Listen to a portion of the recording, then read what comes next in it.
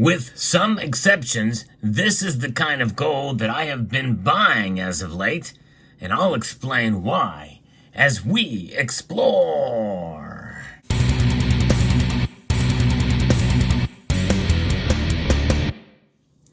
Oh yeah, classic gold that was minted some time ago.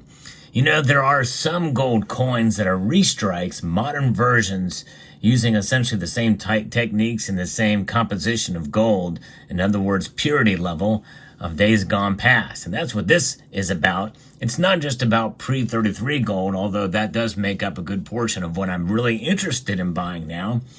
But there are other cases where you can find pieces like this, these old Mexican 20 peso pieces, which are under a half ounce of gold. And these things are very, very nice, and the pricing is really attractive on these. This piece I got for very close to spot, and that's going to be a recurring theme of this video, what it's about. And I've discussed this and showed this coin in a prior video from my holdings this year. You also may remember where I got this coin, the St. Gaudens $20 gold eagle in this Capital Plastics holder. Very nice, second year of issue, 1908.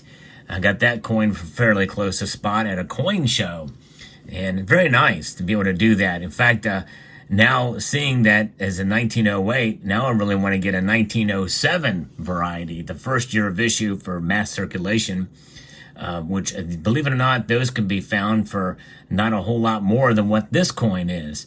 Obviously, in that year, 1907, there are three different varieties of those. The number one is unobtainable by anyone, and that's the 1907 ultra high relief version, only found at the Smithsonian, and some auctions. I guess some people have been able to trade them on private auctions for millions upon millions upon millions of dollars.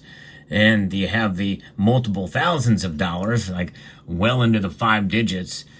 You've got yourself the high relief version, which is a dream coin of mine to get. But then you have the low relief circulated versions, and so there that is. And you know me, I have become essentially a sucker for the Saints, because this is my latest acquisition, a very nice high quality uncirculated 1927 double eagle, and this is near the end of the run of the gold double eagles, which really rarely circulated in the general public. A lot of these things, after the confiscation of gold from the executive order from FDR, a lot of these things went overseas and they were flooded back into the market, essentially taking out most of the numismatic value of these so that they could trade very close to spot. In fact, my local coin shop was very kind and allowed me to put this on layaway. And I got it out right at the top of the silver or the gold market at the time of taking it out, when gold was trading within about $20 away from $2,500. So I got this thing essentially for spot when I pulled it out. So it was a nice addition, because I am a sucker for the Saints. In fact, if you could put that in the comment section below, sucker for the Saints.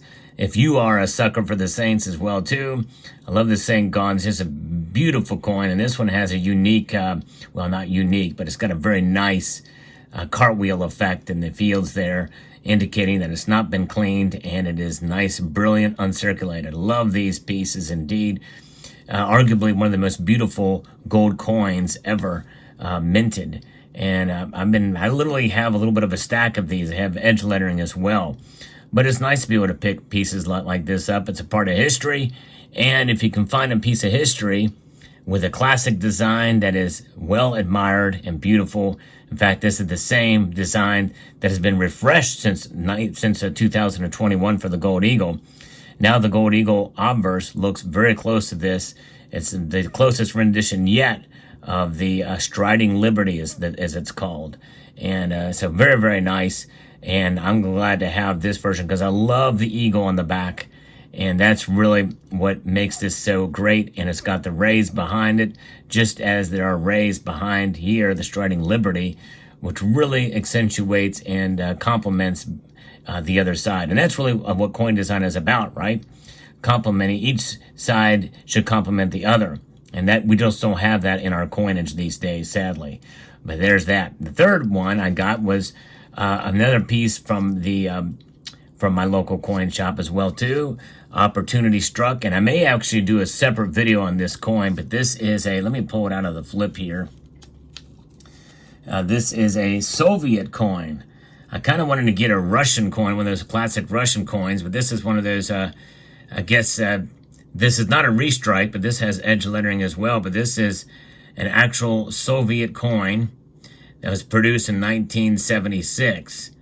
I believe they just made these for a couple of years here, but very, very cool. And there's a sickle and hammer from a Soviet era CCCP.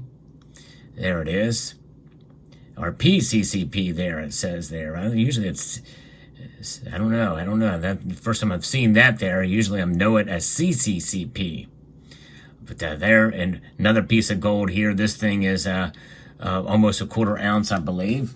And adding that to the stack, just kind of cool to get pieces like that. A variety, a little bit of a variety rather than the same old bullion. And for those of you who see my full stack video, you know that I do like variety in my stacking. And if you can add a little history to the variety, it just makes it that much extra special. Yes, indeed. And so that's what it's about. So opportunities arrive or they knock, and you answer the call when there's a good deal on gold. And I found that with these pieces, these two pieces are new that I've accumulated in the last weeks here.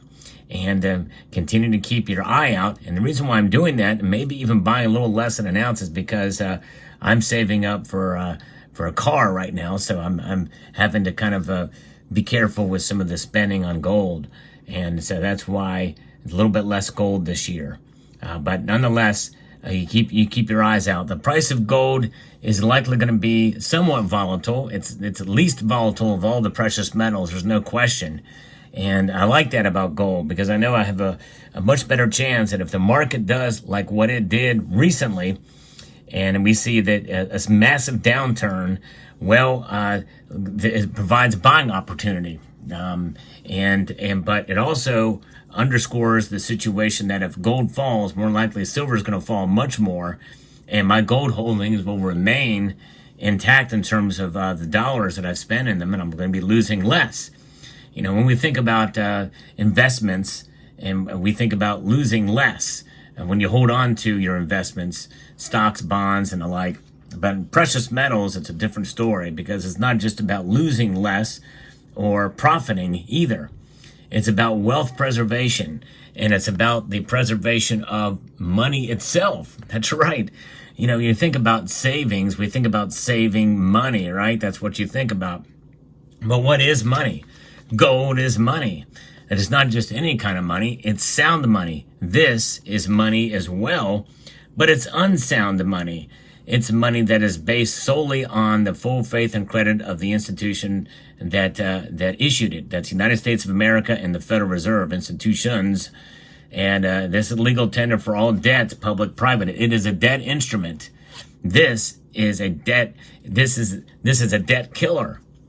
It is the destroyer of debt, because it exists for what it is and has been for thousands of years. And that's why I like to have gold in my portfolio.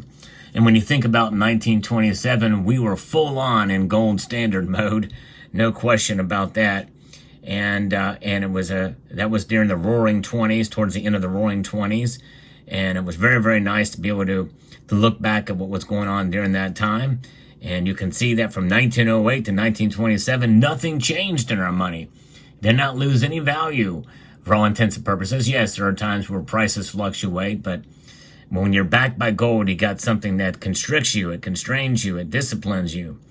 We got none of that in our money today, which is why it's dying. It literally is dying right now. It's dying and hanging on in many aspects by a thread and a needle.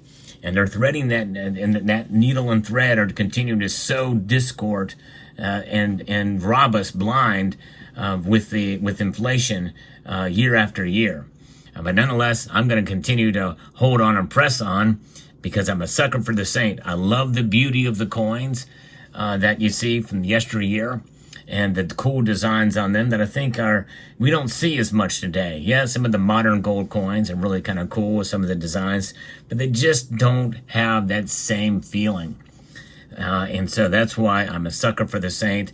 And if I see a bargain on these, I'm probably going to snatch it up to accumulate more. So let me know what your thoughts are down in the comment section below. Do you have any of these old pre-33 $20 gold double eagles in your stack? Let me know if you do in the comment section down below. I hope you found this video informative, insightful, and educational. And I want to extend a multitude of gratitude to each and every one of you for taking the time to watch this video. And I also want to encourage you to please rate this video. That means press the thumbs up button down below. Share it among other members of the community on different platforms out there. And comment. And if you haven't done so already, subscribe.